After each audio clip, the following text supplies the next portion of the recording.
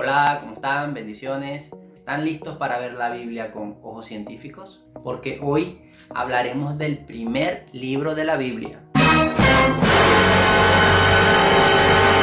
Y para ser más exacto, de su primer versículo. Estamos hablando del Génesis, o el Bereshit, como se conoce en hebreo.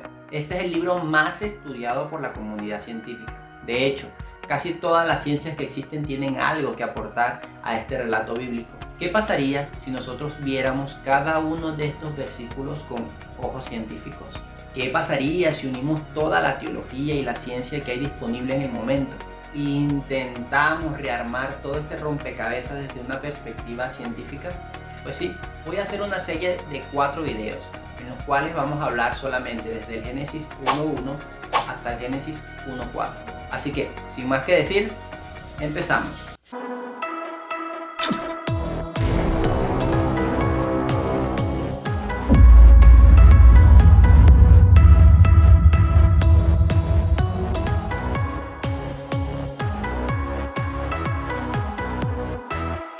Esto es lo que dice el Génesis 1.1. En el principio creó Dios los cielos y la tierra. En este versículo lo primero que intrigó al mundo entero es que no nos dice nada de cómo fue creado Dios. No nos dice nada de su creación o su origen. Y esto es algo donde la mayoría de los líderes de las iglesias del mundo están de acuerdo. De hecho, te lo enseñan así. Dios no tuvo un origen. Siempre estuvo.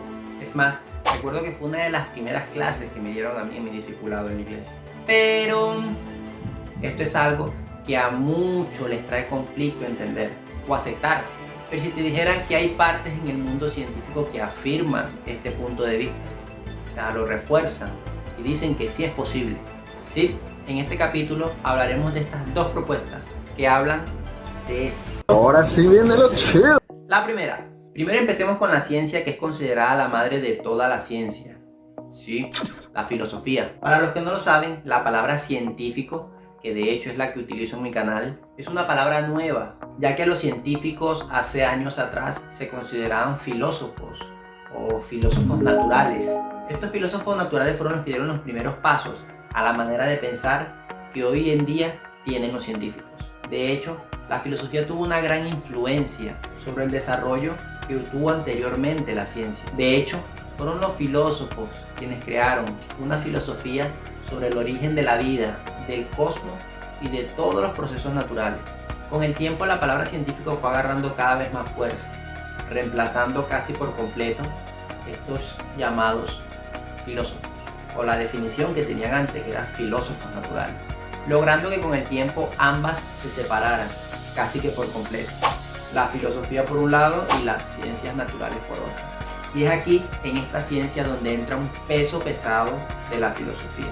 Estamos hablando de Parménides. Parménides vivió aproximadamente hace 2500 años atrás, en Elea, una antigua región en el sur de Italia. Este hombre grande de la filosofía fue uno de los que inspiró a muchos de los titanes de la filosofía griega, tales como Zenón, Platón o Aristóteles. De hecho, su fama era tanto que Platón lo bautizó como Parménides el Grande. ¿Pero qué hizo Parménides y por qué lo estoy mencionando en esto? Pues resulta ser que Parménides tenía una forma filosófica de pensar muy profunda, ¿sí? De hecho, él decía lo siguiente: Es necesario decir y pensar que el ser es, porque es posible que el ser sea, y es imposible que el no ser sea. Ok, ¿entendiste? Si no entendiste, no importa. Aquí vamos otra vez. Es necesario decir y pensar que el ser es, porque es posible que el ser sea, y es imposible que el no ser sea. Ok, antes que nada, debes entender qué es el ser, o a qué se refiere él hablando del ser, o qué lo caracteriza. Es la forma más general de todos los seres, o de todas las cosas. O sea, el ser es de donde vendría todo, el origen de todo, donde todo comenzó, de donde todo proviene. Por eso, él diría que el ser nunca puede dejar de ser, y el no ser no puede ser. ¿Sí entiendes? Esto sería como que de la nada no puede salir algo porque no hay nada. Si salió algo, es porque ese algo ya salió de algo que ya existía. A partir de estas premisas o ideas, que es lo mismo, Parménides afirmó que de ser así, entonces el ser o Dios debería ser inmutable, o sea, que no cambia, eterno, que no tuvo ni principio ni fin, único, que no hubo ni habrá nada como ese ser, y por ende omnipresente, o sea, que está presente en todas partes al mismo tiempo. De hecho, esta forma de pensar de Parménides es una de las formas de pensar filosófica que más le molesta a la comunidad atea. Esto debido a que es una filosofía que con el tiempo han intentado desmentirla o buscarle un fallo, pero lamentablemente no han podido. Científicos, filósofos, de todo, pero no han podido. Es una lógica suprema.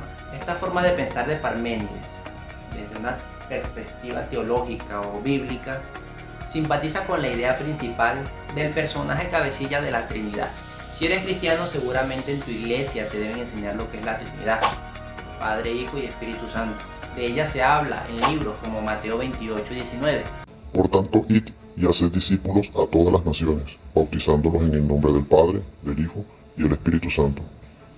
Pues sí, esta perspectiva de Parménides simpatiza con el Padre, con el Abba, el Dios, el gran yo soy, el creador de todas las cosas. Todo esto debido a sus características, entre ellas su perfección, eternidad, omnipresencia y omnisciencia, tal cual como lo describe Apocalipsis 1:8.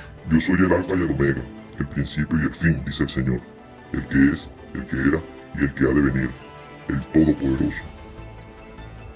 Así que podemos darnos cuenta que pensar en un Dios eterno y que siempre estuvo allí no es solamente una forma de pensar de nosotros los cristianos, sino que también es una de las maneras de pensar de los más grandes filósofos de la historia. Entre ellos, uno de los más grandes, Parménides. Así que si tú piensas de esta manera, te podrás dar dado cuenta de que tienes una manera de pensar muy profunda y muy filosófica. De hecho, tan profunda y tan filosófica que posiblemente habrán personas que no estarán listas para hablar contigo de estos temas, porque no lo van a entender. Así que sí, si estás en el colegio, universidad o liceo y algunos de tus profesores te preguntan o te refutan por medio de la filosofía que Dios no existe, pues ya tiene un argumento muy fuerte y convincente con el cual defender la existencia de Dios. Pero si la filosofía no te convence y tú quieres entender cómo Dios existe desde un principio, desde otro punto científico, pues también te lo tengo. Vamos al segundo punto. Estaríamos hablando de la física. Sí, la física. Te explico. Una de las cosas que le está reventando la cabeza a los científicos hoy día es que no saben qué es el tiempo. De hecho, si quieres poner en jaque a un científico o a alguien que sepa acerca de temas científicos, pregúntale, ¿qué es el tiempo? Si esta persona en realidad es estudiada en este tema, te va a decir que no tienen idea. Es algo que hasta ahora no se sabe. Hay muchas teorías e hipótesis, más hasta ahora nada confirmado. De hecho, una de las teorías que más sobresale es la del gran Albert Einstein. Para él, el tiempo podría ser una ilusión. Esto lo podemos ver en una de las cartas que Albert le envió a los familiares de un gran amigo, Michele Bezos. Esta carta fue enviada en modo de condolencia a su familia después del fallecimiento de este gran amigo de él. Para los que no saben, Bezos era un ingeniero que ayudó a Einstein a llegar a su famosa teoría de la relatividad, guiándolo hacia el trabajo de otro físico muy famoso, llamado Herr Mach. Sí, el del número de Mach. Si estudiaste ingeniería, seguramente estás un poco relacionado con este número. Y sí, Bezos ayudó a Albert a obtener ideas nuevas, enseñándole trabajos de otros científicos para que así Albert pudiera abrir más su imaginación y con esta inspiración obtener los grandes resultados que al final tuvo. Por esto Albert llamaba a su amigo Bezos el mejor portavoz de Europa, todo debido a sus ideas novedosas. Pues sí, Michele Bezos era un genio, era un ingeniero, igual que yo. Le quitas lo divertido a la vida. El día en que Bezos murió, Albert, con un dolor inmenso en su corazón, le escribió una estrofa que terminó haciéndose muy famosa en el mundo científico. Esta decía así: Para las personas como nosotros que creemos en la física, la separación entre el pasado, presente y futuro solo tiene una importancia de una ilusión reconociblemente tenaz. Una ilusión reconociblemente tenaz. Wow. Esta carta que Einstein le escribió a su amigo la envió 4 semanas después de su propio fallecimiento, ya que ya estaba enfermo y pronto le llegaría también la muerte a Einstein. Pero volviendo al tema, ¿por qué el tiempo es tan clave para comprobar la existencia de Dios o la existencia de un Dios sin principio ni fin? Pues aquí es donde entra el que es considerado el físico más grande en la actualidad. ¿Sabe de quién hablo? De Juan Martín Maldacena. Si no sabes quién es Juan Martín Maldacena, por aquí te dejo un video donde hablé mucho de él y de su conjetura. Estoy seguro que te va a fascinar. Maldacena dice que el tiempo es parte del universo y de sus leyes. Por lo tanto, tuvo que tener un comienzo. Y este comienzo fue también al comienzo del universo. Lo que nos lleva a la conclusión de que en el inicio del universo Dios ya estaba y el tiempo no existía. Y que posiblemente el tiempo solamente exista en este universo. Por lo tanto, habría que pensar en que Dios está fuera del tiempo, no dentro. Por lo tanto, se puede creer que sí, que Dios siempre existió, que Él creó el tiempo y es más, lo puede maniobrar a su voluntad.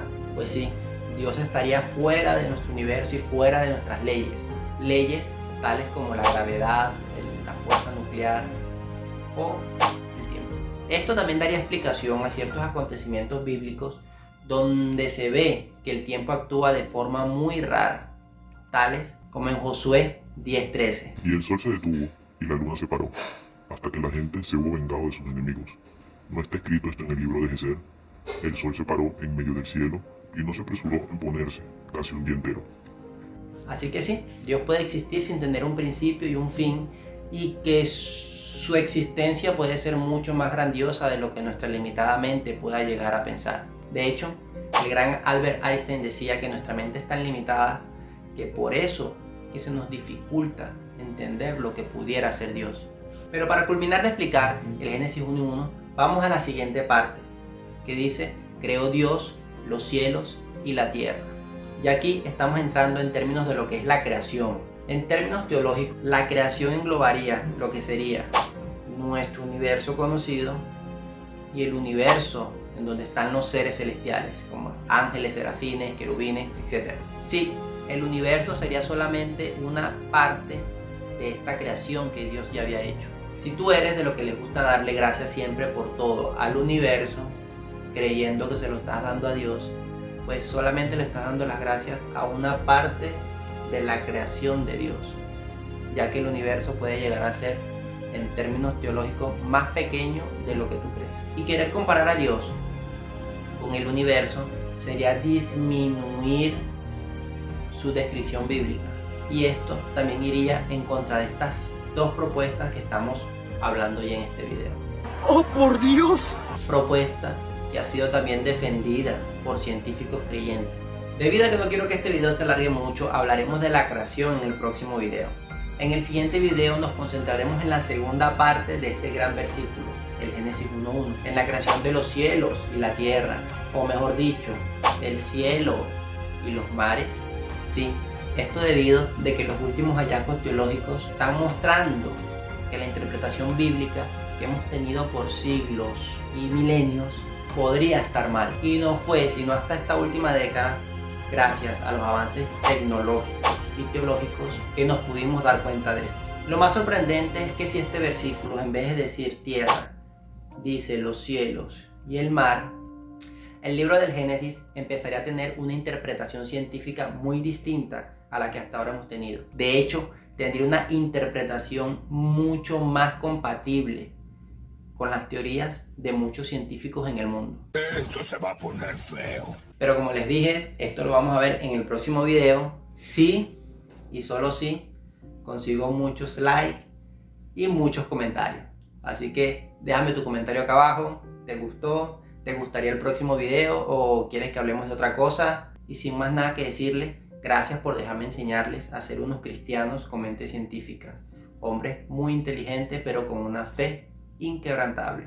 Y recuerda siempre que la ciencia nunca ha negado, nunca niega y dudo que niegue en un futuro la existencia de Dios. Sino que más bien al contrario, da muchos motivos para creer que es mucho más real de lo que nosotros creemos. Y me despido dejándole las palabras de uno de los cristianos científicos más grandes de la historia. Un hermano en Cristo y ganador del Premio Nobel de Física.